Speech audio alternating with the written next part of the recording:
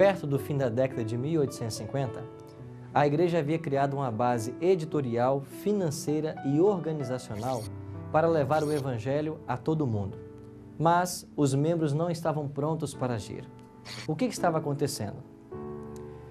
Embora acreditassem que sua missão profética deveria ser a pregação do evangelho a toda tribo, língua e nação, eles estavam recuando ante o evangelismo mundial.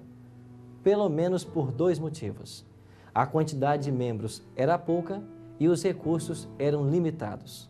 Mas graças à direção de Deus e a homens valorosos, a igreja pôde avançar e alcançar o mundo inteiro. O tema que hoje nós iremos estudar, os missionários de nossa igreja.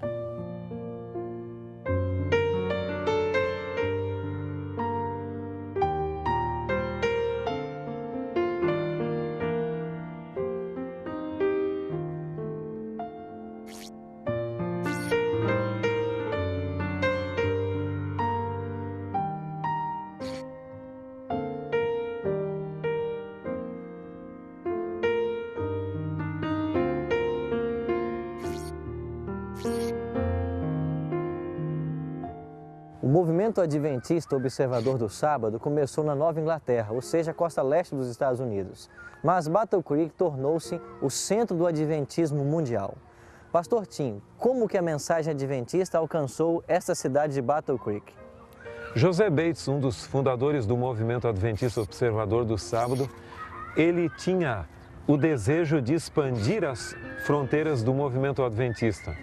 E foi assim que em 1852 ele veio a Battle Creek e, não sabendo como iniciar o trabalho, ele se dirigiu ao correio e lá perguntou ao chefe do correio: quem é o homem mais honesto da cidade?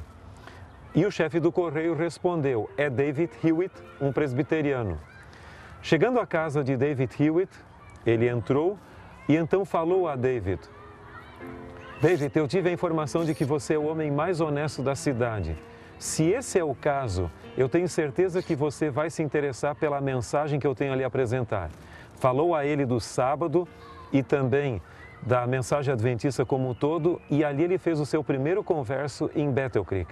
E depois outros conversos também vieram e famílias começaram a se mudar aqui, inclusive a liderança da igreja e a Review. Por essa razão, na sepultura de David Hewitt aqui está escrito: The most honest man in town, ou seja, o homem mais honesto da cidade. Foi David Hewitt que no dia 1º de outubro de 1860, na Assembleia dos Líderes da Igreja Adventista aqui nos Estados Unidos, propôs que nós nos chamássemos Adventistas do Sétimo Dia. E esse foi o nome adotado desde então por essa denominação. Assim, a obra da Igreja Adventista estava se expandindo e nós vamos conhecer um pouco mais dessa expansão mundial.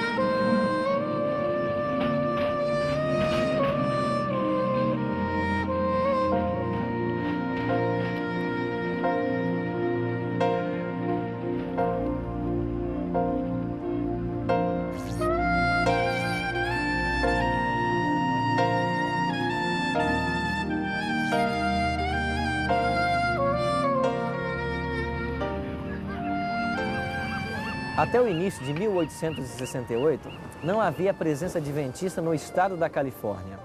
Em maio daquele ano, a igreja estava reunida em assembleia e os pastores ali presentes poderiam escolher em que região trabalhar no ano seguinte. Meredith Kellogg havia trabalhado por 8 anos como carpinteiro na cidade de São Francisco. E ele fez um forte apelo para que se enviasse missionários para trabalhar na Califórnia e especialmente em São Francisco. D.T. Bordeaux aceitou esse desafio. Alguns disseram, a obra poderá ser feita alguns anos no futuro. Mas o pastor Tiago White disse, por que não fazê-la agora? Uma outra pessoa que se voluntariou para vir foi J. N. Lofbottom. E depois ele revelou que ele havia tido cerca de 20 sonhos sobre o seu trabalho aqui na cidade de São Francisco. Ellen G. White escreveu várias orientações sobre como esse trabalho deveria ser feito por esses dois missionários.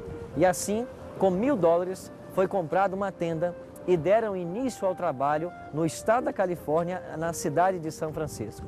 5 anos depois, estava sendo organizada a Associação da Califórnia, com 5 igrejas e 238 membros. Foi assim que o Centro de Expansão Missionária Mundial saiu de Battle Creek e veio para a Califórnia, especialmente São Francisco.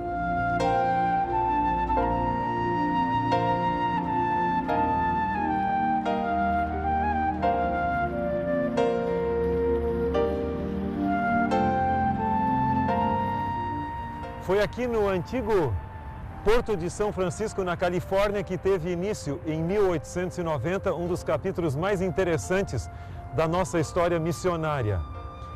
Alguns dos nossos líderes haviam lido acerca de um naufrágio que havia ocorrido há muitos anos no sul do Pacífico, numa ilha de Pitcairn.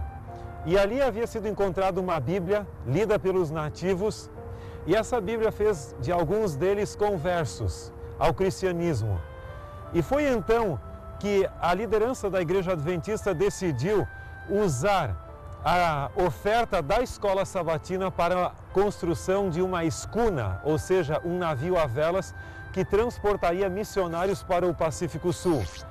Durante a década de 1890, cerca de 6 viagens foram feitas entre o Porto de São Francisco e as ilhas do sul do Pacífico. Muitos missionários foram levados para lá e alguns deles até perderam a vida em função de doenças tropicais e outros reveses que lá encontraram.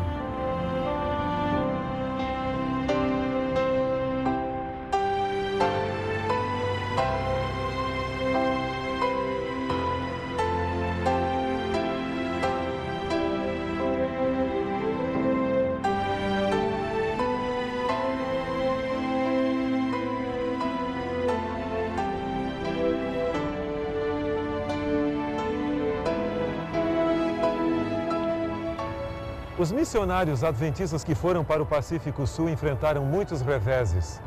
E um dos incidentes mais curiosos ocorreu em uma das ilhas.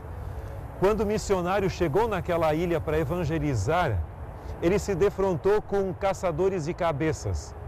Ele foi apanhado por esses índios, colocado sobre uma grande laje de pedra, e lá os indígenas passaram ao redor dele, cheirando para ver se ele seria uma boa refeição para eles. Ele orou fervorosamente para que Deus o libertasse.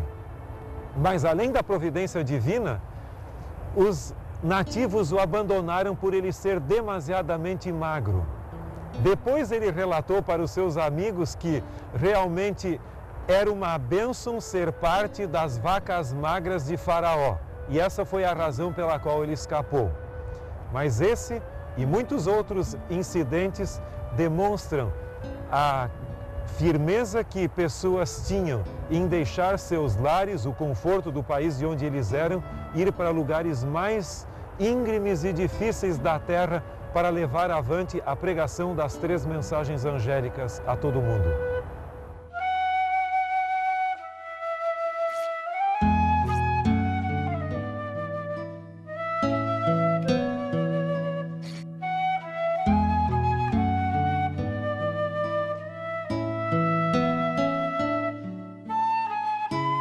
Ellen White havia insistido com a liderança da igreja de que deveriam começar um trabalho entre os negros americanos no sul dos Estados Unidos. Mas a liderança da igreja foi bastante relutante. Até que um dia o seu filho Tiago Edson decidiu convidar um amigo chamado Will Palmer para juntos começar um projeto evangelístico entre os negros do sul dos Estados Unidos. Foi então que a ideia começou a ser implementada de construir um barco missionário. E aqui nessa região do rio Kalamazoo foi construído um barco a vapor chamado Morning Star.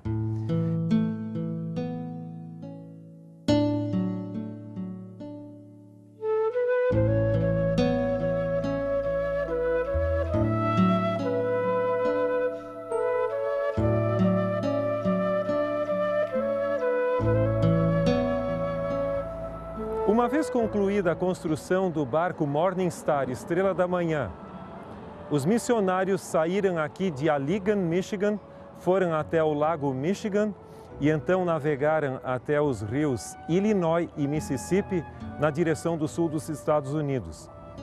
O barco servia como escola, também uma pequena imprensa, e muitos negros no sul dos Estados Unidos conheceram o Evangelho além de serem alfabetizados. E esse foi um movimento evangelístico que deu oportunidade a uma classe que até então não havia recebido ainda as boas novas do Evangelho eterno pregado pelos Adventistas do Sétimo Dia.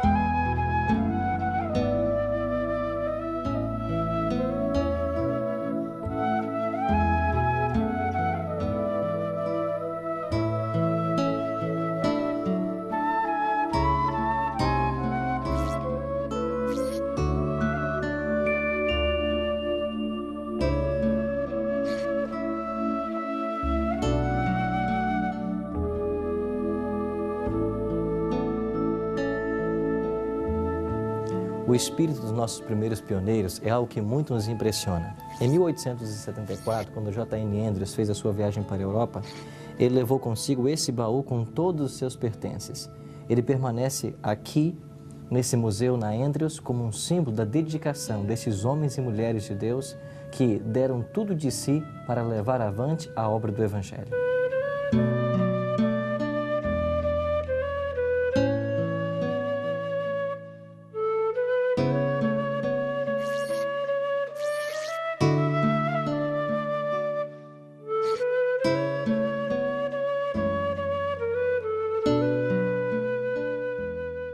Pastor Tim, quem deu início à obra adventista na Europa? O início do trabalho adventista na Europa ocorreu através do envio de literatura adventista, sabatista, já desde a década de 1850. No final daquela década, publicações adventistas já existiam em alemão, francês e holandês. Mas essa literatura começou a despertar interessados na Europa. Além disso, no início da década de 1860, o pastor Miguel Belina Chechowski, um ex-padre polonês que aceitara a Igreja Batista e depois se tornara adventista do sétimo dia, sendo um ministro ordenado dessa organização, ele pediu para ir como missionário para o continente europeu e pregar a mensagem adventista lá. Mas não foi aceita a sua proposta por dois motivos. Em primeiro lugar, a Igreja Adventista não estava madura para o trabalho além-mar. E, em segundo lugar, os líderes da Igreja não criam que Chechowski seria a pessoa mais indicada para essa função. Mas, de qualquer maneira, ele não desistiu e no ano de 1864, ou seja, 10 anos antes da ida de J.N. Andrews, ele partiu apoiado pelos adventistas observadores do domingo. E lá ele pregava a mensagem adventista do sétimo dia sem mencionar a existência de uma organização com essas doutrinas.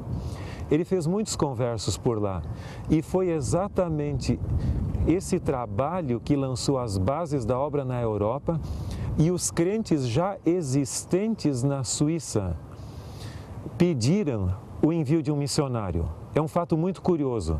Um deles entrou no quarto onde se hospedava Chechowski e olhando por lá ele encontrou um exemplar da Review. E ele disse, puxa, mas existe um movimento que crê naquilo que Chechowski prega por aqui, tomou nota do endereço e começou a manter correspondência com a liderança da igreja em Battle Creek. E foi em resposta à solicitação dos adventistas da Europa que a organização enviou em 1874 a J.N. Andrews ali, e a senhora White depois respondeu em uma carta dizendo o seguinte: nós vos enviamos o homem mais capaz do nosso meio. Além de um missionário dedicado, um bom líder, ele era um grande erudito também. E ele sabia todo o Novo Testamento de memória e o Antigo Testamento em grande parte. Até alguém perguntou um dia para ele: você sabe toda a Bíblia de memória? E ele respondeu: se o Novo Testamento for perdido, eu consigo reproduzi-lo palavra por palavra, mas não digo que eu conseguiria fazer todo o Antigo Testamento dessa maneira. Pastor Tim, o que motiva a Igreja Adventista a enviar seus missionários a terras estrangeiras? Os adventistas do sétimo dia consideram as 3 mensagens angélicas de Apocalipse 14, versos 6 a 12, como a mensagem que eles têm que proclamar ao mundo. Aqui está o âmago, o centro, a motivação da missão adventista. E a primeira mensagem angélica diz que a toda nação, tribo, língua e povo. Somado a isso, nós temos a grande comissão que Cristo nos deixou em Mateus capítulo 28, versos 18 a 20. E dentro daquela grande comissão fala também dizendo: ensinando-os a guardar todas as coisas que vos tenho dito. Em outras palavras, os adventistas consideram que a missão evangélica de pregar o evangelho ao mundo, ela envolve o ensino de todas as coisas que Cristo nos ensinou. Nós não podemos ter um evangelho parcial, unilateral. E além disso, há um texto muito significativo em Mateus capítulo 24, verso 14, que diz que quando esse evangelho do reino for pregado a todo mundo, em testemunho a todas as nações, então o fim virá. Como os adventistas aguardam a segunda vinda, eles creem que devem pregar o evangelho para que esta volta de Cristo ocorra em nossa geração. E quais são os benefícios, pastor, de nós individualmente tomarmos parte nessa obra? Em primeiro lugar, ninguém consegue viver uma vida plenamente feliz sem esperança. A esperança da segunda vinda de Cristo deve arder no nosso coração. Em outro ponto, é muito importante que nós sejamos parte desse movimento que o próprio Cristo estabeleceu. O fundador do cristianismo foi Cristo, e todo discípulo que aceita a mensagem de Cristo, ele deve se tornar também um pregador dessa mensagem a outras pessoas. Então você é parte de uma família que está trabalhando nesse mundo para advertir o mundo do fim iminente e preparar os eventos para a segunda vinda de Cristo. E nada mais importante do que se nós tivermos o privilégio de ver Jesus voltar em nossa geração. E complementando, pastor, o texto de Mateus, nós temos 1 Pedro capítulo 2, verso 9, onde diz que todos nós somos sacerdócio real, nação santa, povo escolhido como propriedade exclusiva de Deus, para anunciarmos as virtudes daquele que nos chamou das trevas para a sua maravilhosa luz. Todos nós temos uma parte importante a desempenhar na pregação do Evangelho. Talvez você não possa ir a continentes como foi J.N. Andrews, mas você pode ser um missionário na sua vizinhança, dentro de casa, na escola, no trabalho, aonde quer que você esteja. Você pode testemunhar do amor maravilhoso de Jesus Cristo. Decido hoje ser uma testemunha fiel de Jesus em minha casa, no meu ambiente de trabalho e na escola. E falarei a todos do sacrifício do Senhor Jesus Cristo na cruz do Calvário, e que muito em breve Ele voltará e então nos levará para o lar celestial. Se esta é a sua decisão, ore comigo agora. Nosso eterno Deus e bom Pai, muito obrigado pelo espírito de dedicação que os nossos pioneiros tiveram na organização e na pregação do Evangelho a todo mundo. Que esse mesmo espírito possa inspirar a todos nós e que nós possamos usar de nossos bens, de nossas habilidades para ajudar na pregação do Evangelho. e que Jesus logo possa voltar a essa terra para buscar a todos nós. Nós te oramos em nome de Jesus. Amém. A nossa gratidão a você por ter participado dessa série de estudos a respeito da história da Igreja. Esperamos que eles possam ter contribuído para o seu crescimento espiritual e que ajude a todos nós no preparo para a breve volta de Cristo.